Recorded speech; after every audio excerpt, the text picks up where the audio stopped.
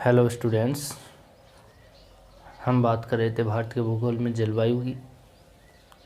हम भारत की जलवायु पढ़ रहे थे, उसके अंदर उसके सिद्धांतों को पढ़ा। हमने अरब सागरीय और बंगाल खाड़ी वाली शाखाओं को पढ़ा।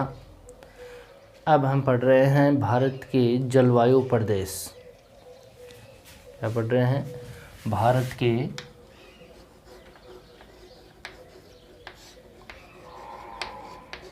जलवायु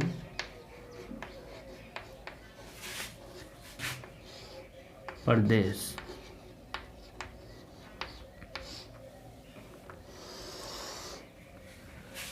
हम भारत के जलवायु प्रदेश क्यों पढ़ते हैं?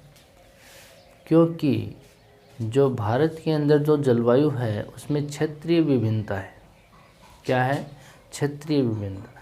कई जगह ऐसी हैं वहाँ पे अलग प्रकार की क्लाइमेट है, कई जगह ऐसी हैं जहाँ अलग प्रकार की। तो अनेक विद्वान आए और उन्होंने यहाँ पे अपना जो वर्गीकरण प्रस्तुत किया, उसमें बताया कि भारत के इन क्षेत्रों में इस प्रकार की जलवायु है, इस क्षेत्र में इस प्रकार की जलवायु है। ये सारी बातों को एक सम्मिलित रूप में अलग अलग विद्वानों ने इन प्रदेशों में बांटा गया है। सबकी बात सेम है, सबने एक जैसी ही बात की, लेकिन अपने वर्गीकरण में जो अपना विभाजन किया उसके अंदर जो वर्ड यूज़ किए उन्होंने, उनमें कुछ कुछ अंतर उन्हें रख दिया। कोपेन आया, कोपेन ने अपने 8-9 प्रकार बता दिए। थॉर्नथवेट आया, थॉर्नथवेट ने अपने प्रकार बता दिए। केंड्रियो आया, उन्होंने अपने बता दिए। ट्रिवार्था आया, ट्रिवार्था ने अपने प्रदेश बता दिए। तो जो इनमें मुख्य हैं, कोपेन और थॉर्नथवेट का वर्गीकरण है, ट्रिवार्था का वर्गीकरण भी है और केंड्रियो का भी है। तो इनके जो वर्गीकरण हम करेंगे, जलवायु के प्रदेश हम इनके विभाजन करेंगे, तो एक एक करके हम चारों का वर्गीकरण कर लेंगे। इनमें से आपको एक डिस्क्रिप्टिव क्वेश्चन देखने को मिल सकता है एग्जाम में। ऑब्जेक्टिव क्वेश्चन भी इनमें से बहुत आता है। इनके जो वर्ड्स होते हैं उनको ये पूछ लिया जाता है, इस वर्ड का क्या मतलब होता है। तो आपको सबसे पहले तो इन वर्डों का ही ज्ञान होना चाहिए कि कौन सा वर्ड है, कि इस वर्ड का क्या मतलब होता है। ठीक है, तो सबसे पहले हम बात करेंगे कोपेन का वर्गीकरण। किसका वर्गीकरण करेंगे? कोपेन का वर्गीकरण। कोपेन का जलवायु वर्गीकरण।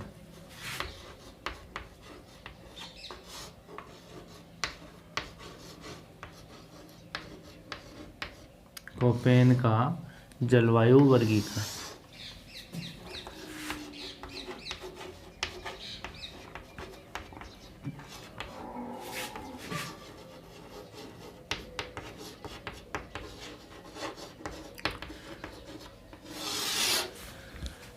कोपेन के जलवायु वर्गीकरण के अंदर हम देखेंगे कि कोपेन महोदय ने क्या कहा है। यहाँ पे हम देखेंगे कोपेन ने क्या क्या कहा है।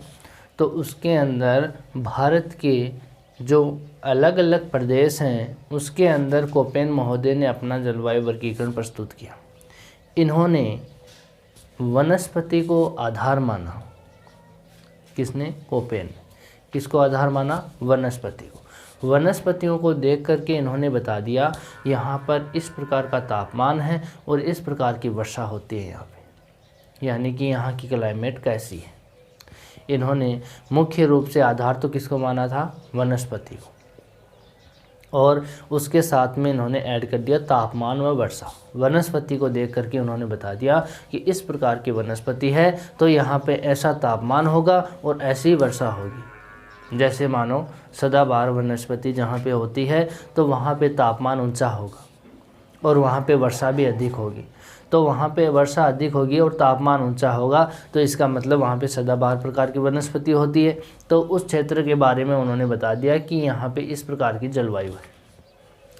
कई जगह ऐसी है जो शुष्क है, वहाँ पे वर्षा भी नहीं होती, तापमान तेज होता है, तो वहाँ पे उन्होंने बता दिया कि यहाँ पे इस प्रकार की मरुस्थलीय प्रकार की जलवायु है। यहाँ पे शुष्क वनस्पति है, यहाँ पे वनस्पतियों की कमी है, तो इसका मतलब यहाँ पे वर्षा की मात्रा कम है। तो इस प्रकार से उन्होंने अपना वर्गीकरण प्रस्तुत किया। तो इन्होंने आधार किसको माना? यहाँ पे आधार माना इसने वनस्पति।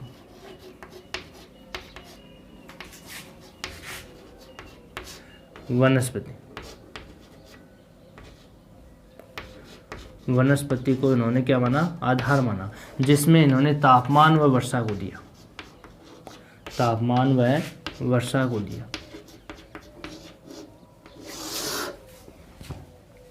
ठीक है। यहाँ पे इन्होंने सर्वप्रथम, जब इन्होंने भारत का भ्रमण किया या विश्व का भ्रमण कर रहा था कोपेन महोदय, उस समय इन्होंने सर्वप्रथम 1900 ईस्वी में, कब? 1900 ईस्वी में अपना वर्गीकरण प्रस्तुत किया। 1900 ईस्वी में वर्गीकरण प्रस्तुत किया। जब इनको अपने वर्गीकरण में कुछ अशुद्धियाँ पाई या उस वर्गीकरण में कुछ अशुद्धता थी, तो उन्होंने सोचा कि इसमें संशोधन किया जाए। किसी चीज़ में जब हमसे भी कोई गलती हो जाती है तो हम उसको सुधारने की कोशिश करते हैं, तो इन्होंने भी ऐसा ही किया कि अपने वर्गीकरण में इन्होंने क्या किया? संशोधन किया। यहाँ पे इन्होंने संशोधन 1918 ईस्वी में किया। कब किया? 1918 ईस्वी में।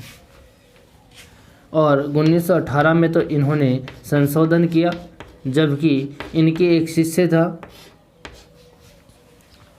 इनका एक शिष्य था, उन्होंने 1928 में संशोधन प्रस्तुत किया। कब किया? और उस शिष्य का नाम था रुडोल्फ गेगर। Rudolf Geiger. इस शिष्य ने यहाँ पे 1928 में इसमें संशोधन किया। तो कोपेन के जलवायु वर्गीकरण कब प्रस्तुत हुआ? 1900 में हुआ सर्वप्रथम, उसके बाद में उसे संशोधन हुआ। वह संशोधन 1918 में हुआ कोपेन के द्वारा, और उनके शिष्य के द्वारा जो यहाँ पे 1928 में संशोधन हुआ। ये कौन है? कोपेन का शिष्य है, कोपेन का शिष्य। ठीक है। यहाँ पे इतनी बात समझ में आ गई आपको? कब प्रस्तुत हुआ? 1900 में हुआ। संशोधन 1918 में हुआ, और इसका जो शिष्य था उसने संशोधन किया 1928 में। ठीक है। अब आगे बढ़ते हैं। इसके अंदर कोपेन महोदय ने अपने जो जलवायु प्रदेश बताए वो वनस्पति के आधार पर बताए, और उसके लिए उन्होंने बड़े अक्षरों में उस कोपेन के जलवायु प्रदेशों को बांटा। इन्होंने अंग्रेजी के बड़े अक्षर जो होते हैं, अंग्रेजी के बड़े अक्षर,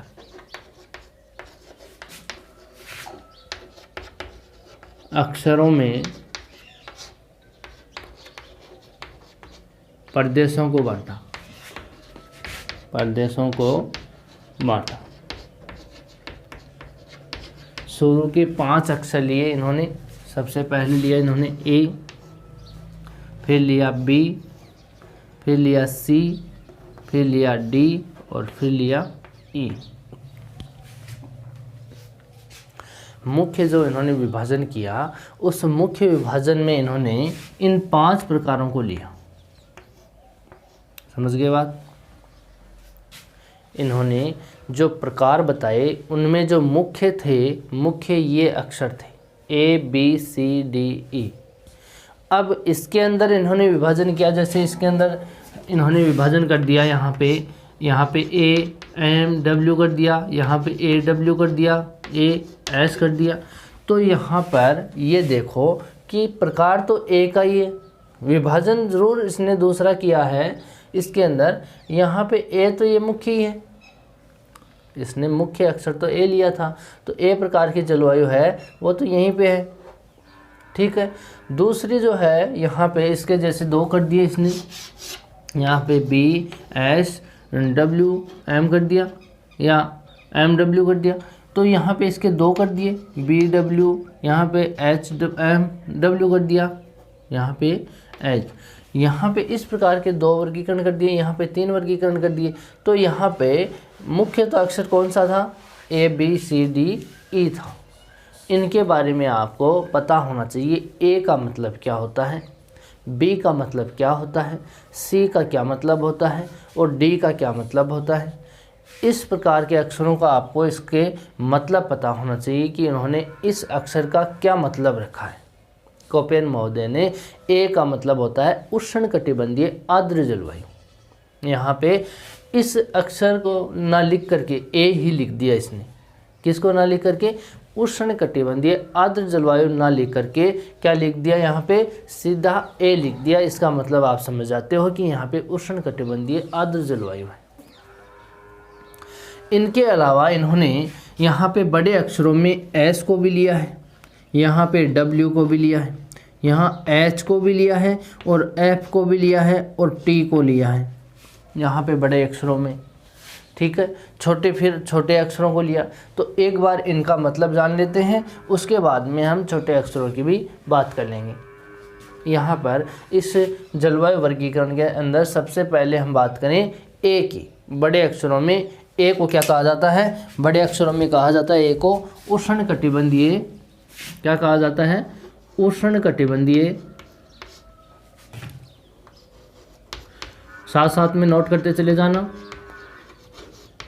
उष्णकटिबंधीय आर्द्र जलवायु, आर्द्र जलवायु।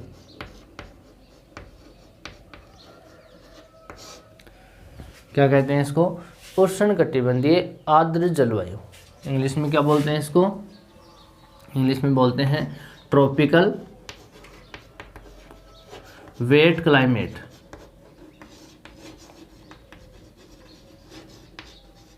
ठीक है, उष्णकटिबंधीय आर्द्र जलवायु, पहले प्रकार की जलवायु। ठीक है, दूसरी क्या होगी? यहाँ पे शुष्क जलवायु। बी किसके लिए प्रदर्शित किया इसने? शुष्क जलवायु के लिए। शुष्क जलवायु, इसको ही मरुद्भिद, जीरोफाइट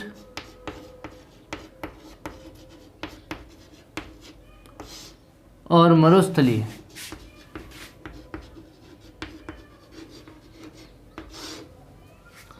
जलवायु कहा जाता है। ठीक है, इसको इंग्लिश में बोलते हैं ड्राई क्लाइमेट। क्या बोलते हैं? Dry climate. समझ गए बात? दो प्रकार की जलवायु बता दी है मैंने आपको। पहली ए प्रकार की है वो उष्णकटिबंधीय आर्द्र जलवायु है। दूसरी यहाँ पे शुष्क जलवायु, जिसको मरुद्भिद भी बोला जाता है, यहाँ पे जीरोफाइट भी बोला जाता है, या मरुस्थलीय बोला जाता है, या ड्राई क्लाइमेट भी बोल सकते हो। तो यहाँ पे हमने इसकी बात कर ली। ठीक है, सी जलवायु की बात करनी यहाँ पे, इसको उष्ण शीतोष्ण जलवायु बोला जाता है।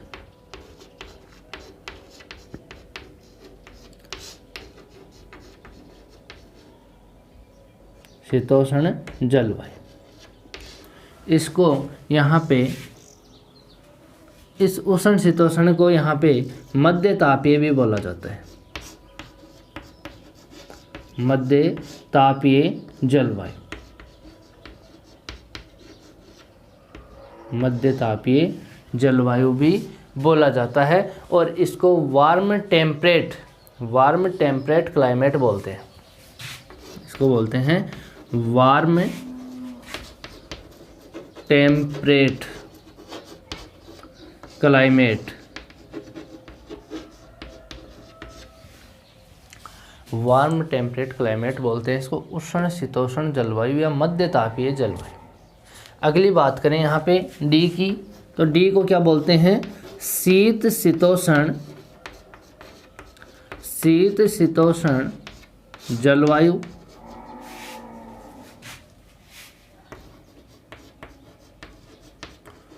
या बोलते हैं इसको सूक्ष्म तापीय जलवायु। इंग्लिश में बोलते हैं इसको कोल्ड टेम्परेट क्लाइमेट।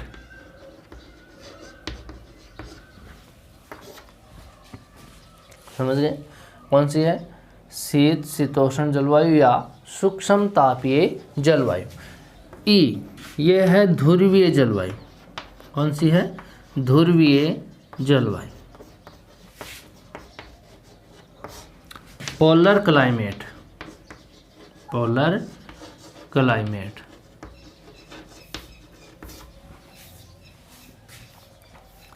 पांच प्रकार हो गए मुख्य। इनको अक्षांशों के आधार पर लिया है इसने। यहाँ पे जैसे 0 डिग्री है, ये 23 डिग्री है, ये 66 डिग्री है, ये 90 डिग्री है। ठीक है, तो यहाँ पे बात करते हैं उष्णकटिबंधीय जलवायु की। जो आर्द्र जलवायु है उसके लिए इसने क्या शब्द काम में ले लिया, ए प्रकार का। हम ऊपर बढ़ते हैं, यहाँ पे मरुस्थलीय जलवायु है, इसके लिए इसने बी काम में ले लिया। यहाँ पे ए वाला, यहाँ बी वाला। फिर सी उष्ण शीतोष्ण है, तो शीतोष्ण और उष्ण वाला क्षेत्र ये वाला क्षेत्र हो गया, इसके लिए इसने सी ले लिया। यहाँ पर इसके लिए इसने डी ले लिया, सी शीतोष्ण के लिए। और ये ध्रुवीय जलवायु, इसके लिए इसने ई ले लिया। मुख्य रूप से तो इसने ऐसे बांटा था, लेकिन ये भारत में भी इसने लागू कर दिया। क्योंकि भारत में इसलिए लागू कर दिया ये 500 प्रकार कि भारत के अंदर विविधता वाला देश है भारत, तो इसके अंदर सभी प्रकार की जलवायु है। यहाँ पे उष्णकटिबंधीय प्रकार की जलवायु है, यहाँ पर शुष्क मरुस्थलीय जलवायु भी है, यहाँ पर मध्य तापीय भी जलवायु है जो उष्ण शीतोष्ण वाली है, और यहाँ पर शीत शीतोष्ण भी है। यहाँ पे ध्रुवीय प्रकार की जलवायु भी है, जो भारत के उत्तरी क्षेत्र है वहाँ पे जो हिमाच्छादित क्षेत्र होते हैं उनको ध्रुवीय प्रकार की जलवायु है वहाँ पे। ठीक है, तो यहाँ पे अनेक प्रकार की जलवायु होने के कारण यहाँ पर विश्व की पूरी जलवायु को भारत के ऊपर लागू कर दिया। यहाँ पे वापस रिपीट करें तो ए को क्या कहते हैं, आपको ये याद रखना, उष्णकटिबंधीय आर्द्र जलवायु कहते हैं। ठीक है, अगर ये वर्ड याद हो जाएंगे, आपको ये वर्ड याद हो जाएंगे तो आपको इसके क्लाइमेट जो इसका क्लासिफिकेशन है उसमें कोई दिक्कत नहीं होगी। यहाँ पर केवल आपको इसका वर्ड याद होना चाहिए। अब आपको ये कह दें कि AW का क्या मतलब होता है, AW का क्या मतलब होता है, तो यहाँ पे आपको ये तो पता है कि A को क्या कहते हैं, आपको W का नहीं पता। तो A का मतलब तो आपने कह दिया उष्णकटिबंधीय आर्द्र जलवायु कहते हैं या उष्णकटिबंध कहते हैं इसको। ठीक है, तो उष्णकटिबंध का मतलब हो गया कर्क रेखा के नीचे वाला क्षेत्र। उष्णकटिबंध का क्या मतलब हो गया, कर्क रेखा है उसके नीचे वाला क्षेत्र हो गया। अब W का मतलब यहाँ पे क्या है आपको नहीं पता, वो अभी बात करेंगे इसकी। ठीक है, W का मतलब होता है विंटर विदाउट रेन, और विंटर विदाउट रेन का मतलब है शीतकाल शुष्क होता है, यानी कि वर्षा कब होगी, ग्रीष्म काल में होगी, गर्मियों में वर्षा होगी। ठीक है, तो यहाँ पे हम बात करें इन 500 प्रकारों की। ये तो मुख्य प्रकार हो गए। अब ये देखो, ये जो प्रकार है इसको आप अर्ध शुष्क भी बोल सकते हो, अर्ध शुष्क, स्टेपी भी बोल सकते हो, अर्ध मरुस्थलीय भी बोल सकते हो, अर्ध मरुस्थलीय। ठीक है, एस का मतलब क्या होता है, अर्ध शुष्क जलवायु, स्टेपी प्रकार की जलवायु या अर्ध मरुस्थलीय जलवायु। किसका मतलब है, कैपिटल एस का मतलब है। एक एस ऐसा भी आएगा, वो स्मॉल आएगा, उसका मतलब अलग होगा। ये जो वाला एस है वो बड़ा एस है, बड़े अक्षर वाला एस है, तो इसका मतलब क्या होता है, अर्ध शुष्क या स्टेपी या अर्ध मरुस्थलीय प्रकार की जलवायु। ये जो जलवायु है W, ये जो होगी वो शुष्क होगी, शुष्क प्रकार की, या यहाँ पे आप कह सकते हो मरुस्थलीय जलवायु, मरुस्थलीय जलवायु। ये दोनों जो वर्ड हैं, ये दोनों, ये एस और W केवल B प्रकार की जलवायु के साथ में काम आएंगे, B के साथ में ये काम आएंगे। समझ गए बात। ये दोनों वर्ड हैं एस और W, ये दोनों प्रकार हैं वो B के साथ ही काम आते हैं और किसी के काम में नहीं आते, क्योंकि ये जो मरुस्थलीय जलवायु है इसको इन्होंने दो भागों में बांटा था, एक तो शुष्क प्रकार की मरुस्थलीय जलवायु और एक अर्ध शुष्क प्रकार की मरुस्थलीय जलवायु। उसके लिए इसने एस और W जो वर्ड है उनको काम में लिया था। ठीक है, यहाँ पे बात करें एच की, ये एच इसने काम में लिया उच्च पर्वतीय क्षेत्रों के लिए, उच्च पर्वतीय क्षेत्रों के लिए इसने काम में लिया एच को। ठीक है, और एफ लिया इसने हिमाच्छादित क्षेत्रों के लिए, जो बर्फ़ से ढके रहते हैं, जहाँ पे टेम्परेचर कितना आता है, हमेशा हिमांक के नीचे रहता है। हिमाच्छादित क्षेत्रों के लिए इसने क्या काम में लिया, एच काम में लिया। यहाँ पे टी काम में लिया इसने टुंड्रा प्रकार की जलवायु के लिए। कौन सी जलवायु के लिए लिया, टुंड्रा प्रकार की जलवायु। यहाँ पे मैंने मुख्य मुख्य बात बताई है। इस मुख्य बातों में सबसे पहले ए की बात की, बी की, सी की और डी की और ई की। ये तो मुख्य प्रकार हो गए इसके, ये विभाजन में आएंगे। ठीक है, तो एस है वो अर्ध शुष्क, अर्ध स्टेपी या अर्ध मरुस्थलीय प्रकार की जलवायु है। यहाँ पे डब्ल्यू शुष्क मरुस्थलीय जलवायु है, एच यहाँ पे उच्च मरुस्थलीय जलवायु है और एफ यहाँ पे हिमाच्छादित क्षेत्र है। याद रखना, यहाँ पे एफ ये कैपिटल वाला है और एक एफ हम इसकी भी बात करेंगे, छोटे एफ की भी बात करेंगे। यहाँ पे ये बड़ा वाला एफ है, इसको हिमाच्छादित क्षेत्र बोलते हैं। टी प्रकार की जलवायु है, यहाँ पे टुंड्रा प्रकार की जलवायु है। तो इतने जलवायुओं की हमने इसमें बात कर ली है। अब छोटे अक्षरों की बात करते हैं। ये तो हो गए मुख्य बड़े अक्षरों की बात। यहाँ पे अब छोटे अक्षरों की बात करें, इनको आप नोट करते चले जाना साथ साथ में।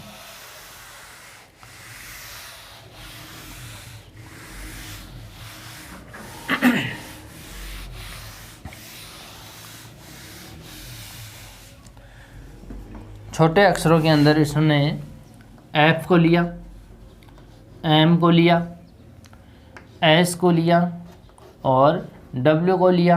यहाँ पे एच को लिया, जी को लिया यहाँ पर और सी को लिया। इतने प्रकार के छोटे अक्षरों की इसने बात की। ठीक है, अब धीरे धीरे हम इसके आगे बढ़ते हैं। एफ को, यहाँ पे एफ का मतलब होता है आर्द्र जलवायु। क्या बोलते हैं इसको, आर्द्र जलवायु। एफ का मतलब हो गया आर्द्र जलवायु, या इसको बोल सकते हो वर्ष भर वर्षा। वर्ष भर वर्षा, वर्ष भर का मतलब हो गया यहाँ पर जो उष्ण प्रकार की जलवायु है या ग्रीष्मकालीन जो जलवायु है या उष्ण जलवायु वो कम होती है यानी निम्न होती है। ठीक है, तो यहाँ पे वर्ष भर वर्षा हो गई, किसका मतलब हो गया, एफ स्मॉल का मतलब हो गया। ये सारे के सारे वर्ड जो हैं वो स्मॉल हैं, छोटे अक्षर हैं, अंग्रेजी वर्णमाला के छोटे अक्षर हैं। जो हमने पहले बात की वो बड़े अक्षर थे और ये छोटे अक्षर हैं। तो यहाँ पे इसका मतलब हो गया आर्द्र जलवायु या वर्ष भर वर्षा। दूसरा हमने बात की एम की, स्मॉल एम, छोटा एम। हम बड़े एम की बात नहीं कर रहे, छोटे एम की बात कर रहे हैं। तो इसका मतलब हो गया मानसूनी जलवायु। क्या हो गया, मानसूनी जलवायु। इसका मतलब क्या हो गया, मानसूनी जलवायु। एफ का मतलब आर्द्र जलवायु और एम का मतलब हो गया मानसूनी जलवायु। ठीक है, यहाँ पे आगे बात करें, यहाँ पर एस की, बड़े एस की तो बात की हमने इसकी, तो उसका तो क्या मतलब था, यहाँ पे स्टेपी जलवायु।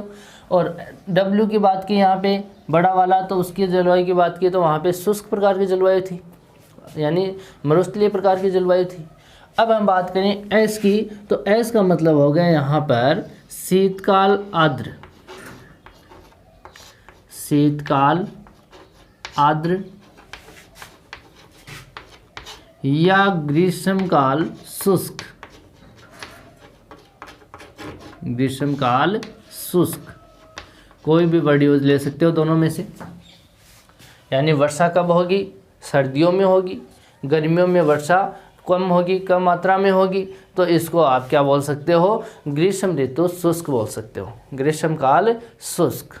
ठीक है, दूसरी बात करें यहाँ पे डब्ल्यू की, विंटर विदाउट रेन वाले की, तो यहाँ पे इसका मतलब होता है ग्रीष्मकाल आर्द्र, ग्रीष्मकाल आर्द्र। और शीतकाल या शीत ऋतु शुष्क, शीत ऋतु शुष्क। यहाँ पे विंटर ड्राई, यहाँ पे समर ड्राई, दोनों का आप लिख सकते हो। यहाँ पे समर ड्राई है, यहाँ पे विंटर ड्राई है। तो एस का मतलब क्या हो गया, शीतकाल आर्द्र। इसको आप बोल सकते हो शीतकाल आर्द्र या ग्रीष्म ऋतु शुष्क या ग्रीष्म काल शुष्क। यहाँ पे W का मतलब ले सकते हो ग्रीष्म काल आर्द्र और या शीत ऋतु शुष्क, इसका मतलब ये होता है। यहाँ पे H की बात करें तो यहाँ पे H का मतलब हो गया यहाँ औसत रूप में औसत वार्षिक तापमान, ये तापमान के लिए यूज किया गया है। तापमान के लिए दो वर्ड यूज करते हैं, एक तो H करते हैं और एक K करते हैं, स्मॉल k और H। तो इसका मतलब तो हम कर रहे हैं औसत वार्षिक तापमान है इसका, तापमान 18 डिग्री सेंटीग्रेड से ऊपर, सेंटीग्रेड से ऊपर होता है। ठीक है, K का मतलब क्या होता है, औसत वार्षिक तापमान 18 डिग्री सेंटीग्रेड से नीचे। ठीक है, तो दोनों बातें आपको समझ में आनी चाहिए। आगे बात करें हम G की। G का मतलब होता है यहाँ पर जो वर्षा है, वर्षा पूर्व लंबी अवधि का यहाँ पे उच्च तापमान है। यहाँ पे वर्षा पूर्व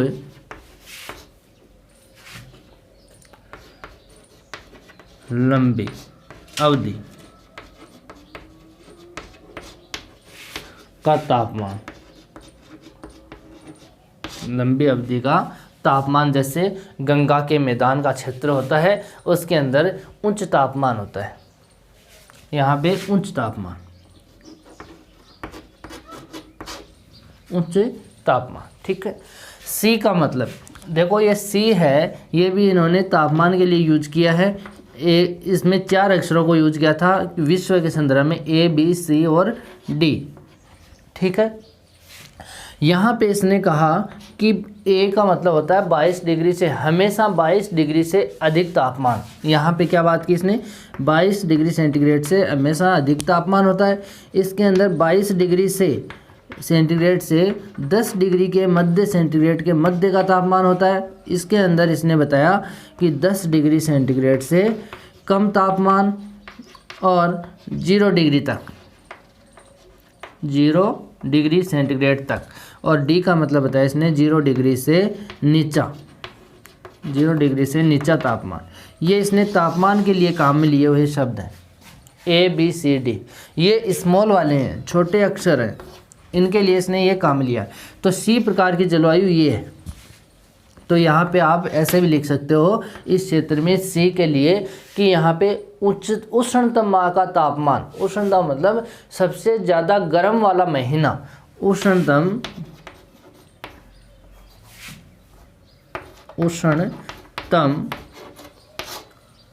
माह का तापमान। बहुत सारी बुकों में आपको 22 डिग्री सेंटीग्रेड से नीचा तापमान ऐसे लिखने को देखने को मिलेगा। उष्णतम माह का तापमान हमेशा 22 डिग्री सेंटीग्रेड से कम तापमान। ठीक है, लेकिन इसका जो तापमान है वो 10 डिग्री सेंटीग्रेड से नीचा होता है। तो आप इसके दोनों बातें लिख लो, 22 डिग्री सेंटीग्रेड से नीचा या कम, दोनों लिख लो ताकि आप कंफ्यूजन नहीं हो। तो 10 डिग्री सेंटीग्रेड, चारों को साइड में लिख लेना, यानी कि A का मतलब हो गया 22 डिग्री सेंटीग्रेड से अधिक तापमान, B का मतलब होगा 22 डिग्री से 10 डिग्री सेंटीग्रेड के मध्य का तापमान, C का मतलब हो गया 10 डिग्री सेंटीग्रेड से 0 डिग्री सेंटीग्रेड के मध्य का तापमान, और D का मतलब हो गया 0 डिग्री सेंटीग्रेड से नीचा तापमान, जो हिमांक बिंदु से नीचा वाला तापमान होता है वो D का है। ठीक है, तो ये छोटे अक्षरों को इन्होंने काम में लिया। वापस रिपीट करें, A को उष्णकटिबंधीय आर्द्र जलवायु कहा, B को इसने शुष्क जलवायु कहा, जीरोफाइट मरुद्भिद प्रकार की जलवायु कहा, C को इसने उष्ण शीतोष्ण जलवायु कहा जिसको हमने मध्य तापीय भी कहा है, D को इसने कहा शीत शीतोष्ण जिसको हमने सूक्ष्म तापीय जलवायु कहा है, और A को कहा इसने ध्रुवीय प्रकार की जलवायु।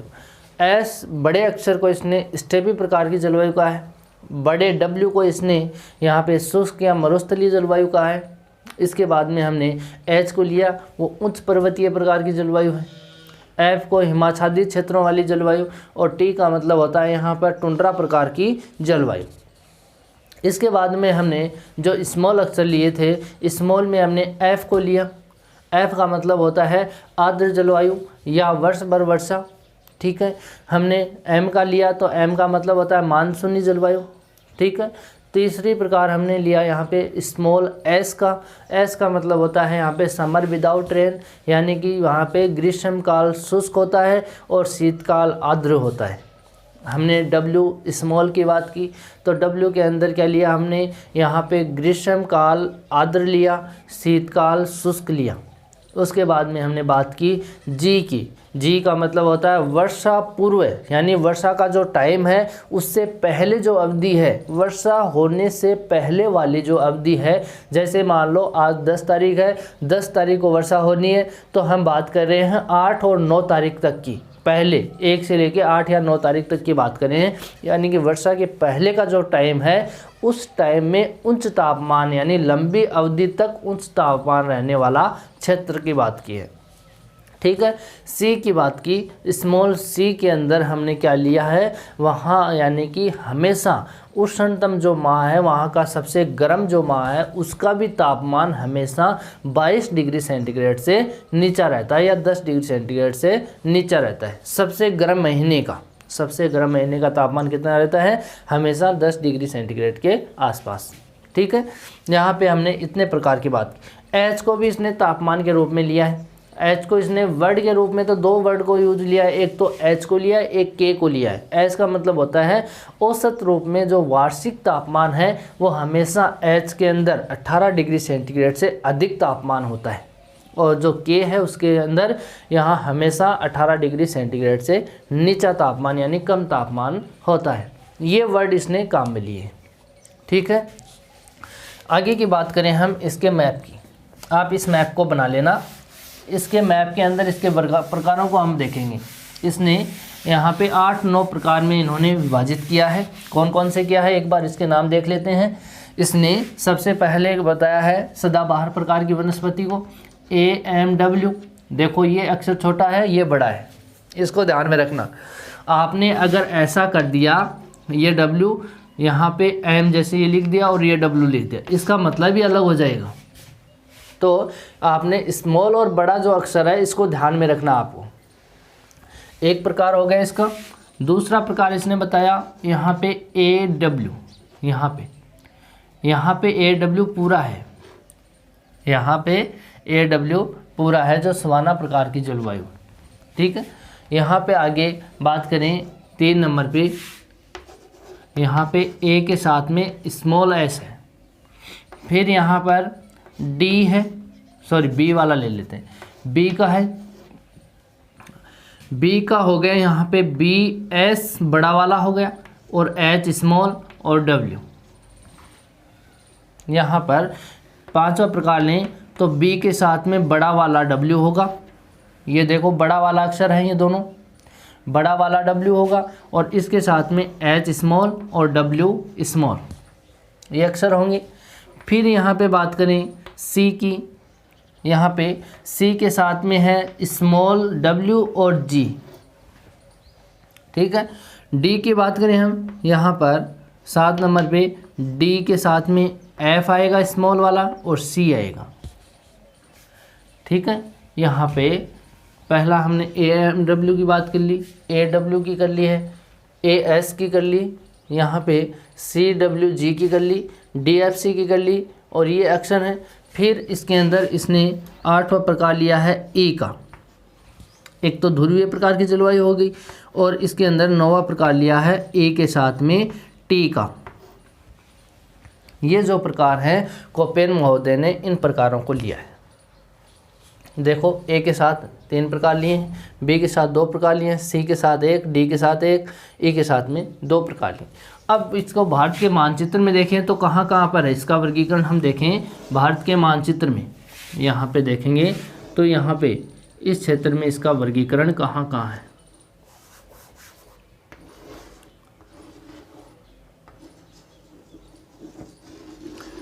इस मानचित्र को आप बना लोगे, ठीक है, साथ साथ में बना लोगे तो सही रहेगा।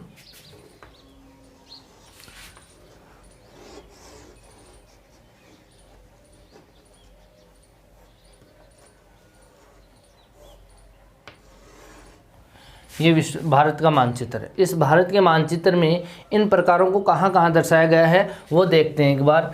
AMW ये लिया है इसने यहाँ पर, जिसमें महाराष्ट्र भी है, गोवा भी है, कर्नाटक भी है, केरल भी है, तमिलनाडु भी है। इस भाग को लिया है, इसको इसने क्या कहा है, AMW। क्या कहा है, AMW। यहाँ पे ये W स्मॉल ही है, ये W क्या है, स्मॉल है, बड़ा नहीं है, स्मॉल वाला है, छोटा W है। यहाँ पे दूसरा A के साथ इसने शब्द लिया है काम में AW वाला। ये W यहाँ पर इस क्षेत्र में ऐसे है, यहाँ पर इस प्रकार से बना हुआ है। जो ये जलवायु है AMW वाली, ये यहाँ पे त्रिपुरा और मिजोरम के अंदर, ये तो यहाँ तक है। ये जलवायु है ये भी AMW ही है। इस क्षेत्र में भी कौन सी है, AMW।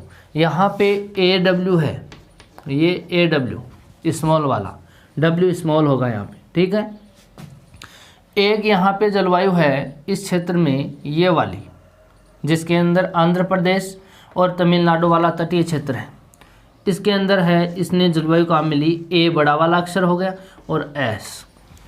ये A वाली जलवायु यहाँ क्यों है, क्योंकि कर्क रेखा है, इस कर्क रेखा के नीचे यहाँ पे उष्ण कटिबंध है और ये शीतोष्ण कटिबंध है। तो उष्ण कटिबंध के लिए इसने एक शब्द का काम लिया है A वाला। शीतोष्ण के लिए यहाँ पे हम बात करेंगे B की, और जो ऊपर जाएंगे उपोष्ण प्रकार की जलवायु है, शीतोष्ण है, शीत प्रकार की जलवायु है, इन्होंने ऊपर के शब्द काम में लिए हैं। तो यहाँ पे बात करें हम, इस जलवायु को इसने क्या कहा है, AW प्रकार की जलवायु कहा है। यहाँ पे बात करें हम वृष्टि छाया प्रदेश वाली, इस शब्द के लिए इसने काम में लिया है यहाँ पे B कैपिटल में S H और W। क्या काम में लिया है, BSHW। यहाँ पे जो राजस्थान वाला क्षेत्र है इसके लिए इसने काम में लिया है, इसके लिए BWHW। और यहाँ की जो जलवायु है, इस जलवायु के लिए इसने काम लिया है जम्मू कश्मीर, यहाँ पंजाब या हरियाणा और पश्चिमी उत्तर प्रदेश, राजस्थान और गुजरात वाला क्षेत्र, इसके लिए इसने काम में लिया है BSHW। तो ये जलवायु दो जगह हो गई, यहाँ पर भी हो गई अर्धशुष्क प्रकार की और यहाँ पर भी हो गई। एक तो यहाँ पे हो गई है, इस क्षेत्र में हो गई, और एक इस क्षेत्र में हो गई, ठीक है। तो ये जलवायु कौन सी है, BSHW, जो अर्धशुष्क यानी स्टेपी प्रकार की जलवायु है। यहाँ पे हमने AMW की दो जगह बात की, एक तो यहाँ की है और एक ही यहाँ पर की है, दो जगह बात कर लिए। आगे की बात करें हम, इसके अंदर यहाँ E प्रकार की जलवायु है। इस E प्रकार के यहाँ पे शिमला वाला जो क्षेत्र है यहाँ पे हिमाचल प्रदेश का, इसके अंदर इसने E और T प्रकार की जलवायु की बात की है। कौन सी की है, जो ध्रुवीय क्षेत्र से नीचे है। जैसे हम वैसे भी बात करते हैं, यहाँ उष्ण कटिबंध, शीतोष्ण कटिबंध आता है, उसके बाद में हमने टेंगा प्रकार की बात की, टेंगा के बाद में टुंड्रा है, टुंड्रा के बाद में ध्रुवीय है। तो यहाँ पे टुंड्रा है और यहाँ पे ध्रुवीय है, ठीक है। यहाँ पे इस प्रकार ले लिया हमने यहाँ तक का। और अब देखो इसके ऊपर वाला क्षेत्र सिक्किम वाला और अरुणाचल प्रदेश वाला क्षेत्र है। इस क्षेत्र का यहाँ पे बात करें तो इस क्षेत्र में है DFC। कौन सी है, DFC वाली। और जो बच गया यहाँ पे वो है CWG। कौन सी प्रकार की जलवायु है, CWG। तो इतने प्रकारों में इसने इस जलवायु के वर्गीकरण को बांटा है। आपको इस मानचित्र को पढ़ना है, इसके अंदर ये देखना है कौन सा प्रकार कहाँ पर है। AMW यहाँ पे है, ठीक है, जिसके अंदर ये राज्य आते हैं। बाकी बात करेंगे हम नेक्स्ट वीडियो में। इस डायग्राम को आप बना लेना और इसके जो वर्ड हैं उनको याद कर लेना। कल की क्लास में हम इसके जो क्षेत्र हैं, जैसे CW क्षेत्र कहाँ कहाँ है, इसमें कौन कौन सी विशेषताएं हैं, उनकी बातें भी हम करेंगे। एक एक करके हम सबकी बातें करेंगे, ठीक है। तो आप इस डायग्राम को बनाना और इन वर्डों को याद करना। आज के लिए इतना ही, थैंक यू।